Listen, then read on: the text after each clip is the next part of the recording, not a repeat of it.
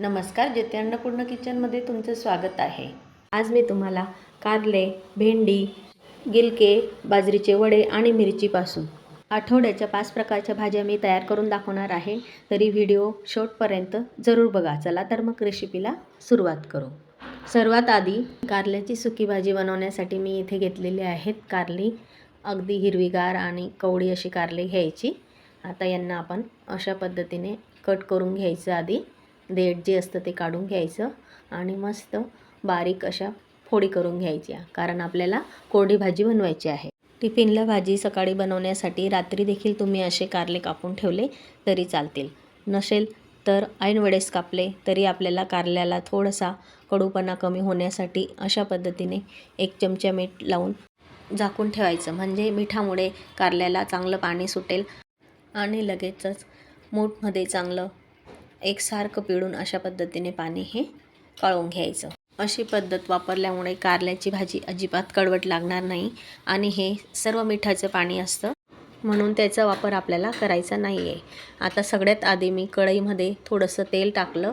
तेलामध्ये नुसतीच कारल्याचे जे आपण बारीक काप करून घेतलेले आहेत ते आधी परतून घ्यायचे। 5 मिनिट असंच चमच्याने कालवत राहायचं एकसारखं, म्हणजे कारल्याचे फोडी ह्या शिजून अगदी कुरकुरीत अशा तयार होतील।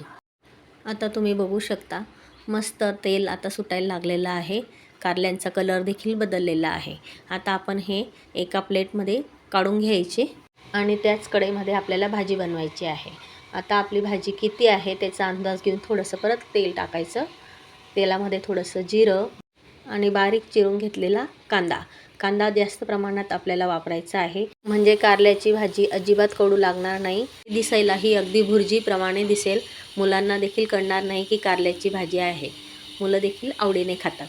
आता कांदा आपला लाल परतून झाला की त्याच्यातच 1 चमचा हळद, 1 चमचा धना पावडर, लसणाची पेस्ट आणि तुमच्या तिखटाच्या प्रमाणानुसार चटणी पावडर, गरम मसाला अगदी थोडासाच वापरायचा आहे गरम मसाला आपल्याला। असं एकसारखं परत हे परतून घ्यायचं आणि आपण जे कारले हे तेलामध्ये आधी कळप करून घेतलेले आहेत ते लगेचच याच्यात परतून घ्यायचे। सर्व मसाल्यांमध्ये कारले असे मिक्स करून झाल्यावर आपल्याला त्याच्यात वापरायचं आहे शेंगदाण्याचं कूट। अर्धी वाटी कूट मी त्याच्यात वापरणार आहे। थोडासा जाडसर भरडा करून घेतलेला आहे। आता लगेचच चवीपुरता मीठ टाकायचं। 2 मिनटं अशीच झाकण न ठेवता परतून घ्यायची। अगदी 10 ते 15 मिनटात आपली कारल्याची भाजी तयार। टिफिनसाठी ही भाजी अगदी झटपट तयार होते। वरून थोडीशी कोथिंबीर टाकायची। कारल्याची सुकी भाजी तयार। भाजी क्रमांक 2, भेंडीची सुकी भाजी। ही भाजी देखील टिफिनसाठी झटपट तयार होते। आता मी भाजी करण्यासाठी ही भेंडी घेतली। आधी तिला स्वच्छ धुवून घेतली। धुवून लगेचच कोरड्या कपड्याने अशी पुसून घ्यायची, म्हणजे भाजी बनवताना भाजी ही अजिबात चिकट होत नाही। सर्व भेंडी अशी कोरडी केल्यावर लगेचच चिरून घ्यायची। सर्वात आधी भेंडीचे दोघी बाजूचे देठ हे आधी अशा पद्धतीने कट करून घ्यायची। आपल्याला टिफिनसाठी कोरडी भाजी बनवायची आहे, म्हणून अशी सर्व भेंडी ही बारीक चिरून घ्यायची। एक भेंडी चिरण्यासाठी बराच वेळ जातो, म्हणून अशा पद्धतीने 3 ते 4 भेंडी एकसारख्या जोडायच्या आणि सुरीने व्यवस्थित कट करायचे, म्हणजे आपली एकाच वेळेस 3 ते 4 भेंडी ह्या चिरून होतात। आहे ना सोपी पद्धत। अशा माझ्या सर्व भेंड्या ह्या व्यवस्थित चिरून झालेल्या आहेत आणि त्याच्यातच हिरवी मिरची आणि लसूण देखील आपण चिरून घेतलेलं आहे। लगेचच आता भाजी बनवायला घेऊ। आधी कढईमध्ये थोडंसं तेल टाकायचं। मोहरी आधी तडतडल्यावर लगेचच कट करून घेतलेला लसूण आणि हिरवी मिरची मी जरा लांबच ठेवलेली आहे, म्हणजे तिखट लागली तर आपल्याला बाजूला काढता येते। तुम्हाला मिरची वापरायची नसेल तर तुम्ही चटणी पावडर देखील वापरू शकता। अर्धा चमचा हळद आणि अर्धा चमचा धना पावडर, अशी साधी अशी फोडणी आपली तयार झालेली आहे। आता ही चिरलेली भेंडी फोडणीमध्ये टाकून व्यवस्थित अशी परतून घ्यायची। चवीपुरता मीठ टाकायचं आणि सुरुवातीला झाकण न ठेवता 10 मिनटं आपल्याला अशीच कमी गॅसवर शिजून घ्यायची आहे। झाकण ठेवल्यामुळे वाफ तयार होते आणि भाजी चिकट होऊ शकते, म्हणून आपल्याला भाजी आधी अशीच शिजून घ्यायची आहे। आता तुम्ही बघू शकता अगदी 10 मिनटात भाजी आपली शिजून तयार झालेली आहे। भेंडी हाताला अशी मऊ लागायला लागली म्हणजे भाजी शिजली। अजिबात तेलकट आणि चिकट देखील नाही आहे। आता गॅस बंद करायचा आणि 2 मिनटं झाकून ठेवायची।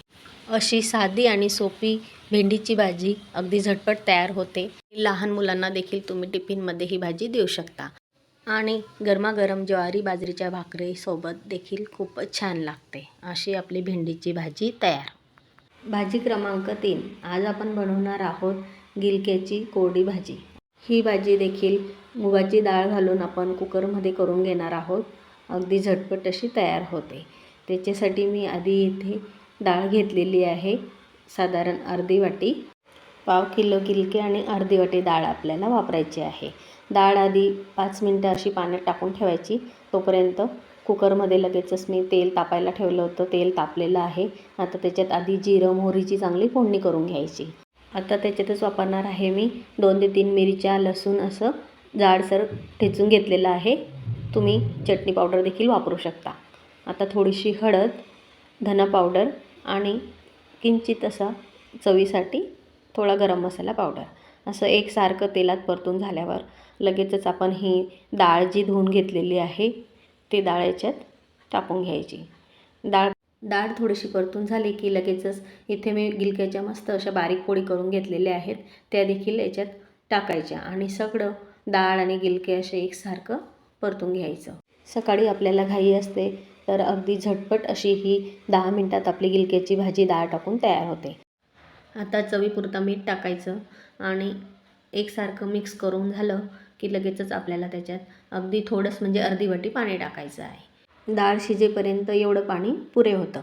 आता एकसारखं कालून घ्यायचं आणि लगेचच चांगली वाफ आली की लगेच झाकण लावून एक शिट्टी आपल्याला घ्यायची आहे.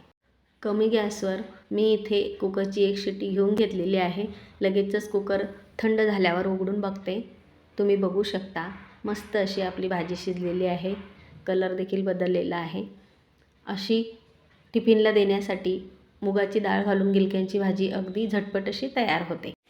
भाजी क्रमांक 4. आज मी तुम्हाला बाजरीच्या वड्यांची कोरडी भाजी बनवून दाखवणार आहे. अगदी झटपट तयार होते ही भाजी देखील. आता आमच्याकडे ह्या उन्हाळी वाळवण बनवून घेतात. ह्यावर्षी माझ्याकडनं ही व्हिडिओ मिस झाली. मी तुम्हाला पुढच्या वेळेस नक्की तयार करून दाखवेल. ह्या वड्यांची भाजी बनवण्यासाठी आधी वडे आपल्याला 10 ते 15 मिनटं पाण्यात अशा पद्धतीने ठेवायचे आहेत. म्हणजे वडे भिजून मस्त मऊ असे तयार होतात. वडे भिजतात तोपर्यंत आपण भाजी बनवण्याची तयारी करून घ्यायची. बारीक कांदा चिरून घ्यायचा. आपल्याला याच्यात कांदा वापरायचा आहे. आता लगेचच मी हे सगळे वडे असे पाण्यातून काढून घेते आणि लगेचच कढई ठेवली. कढईमध्ये तेल टाकलेलं आहे. तेल चांगलं तापू द्यायचं.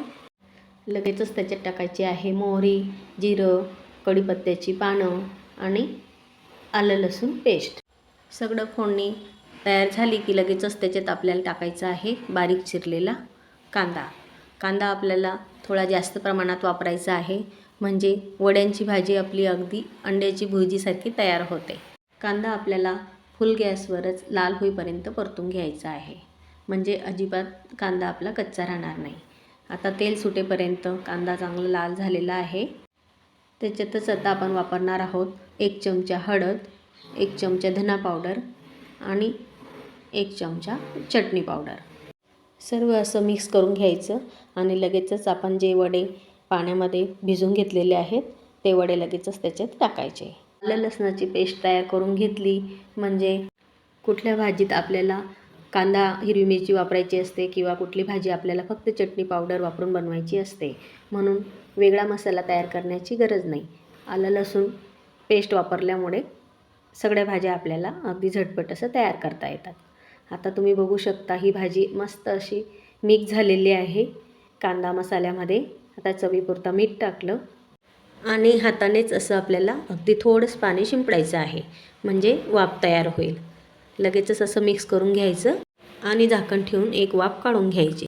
5 ते 6 मिनटात वाफ आलेली आहे.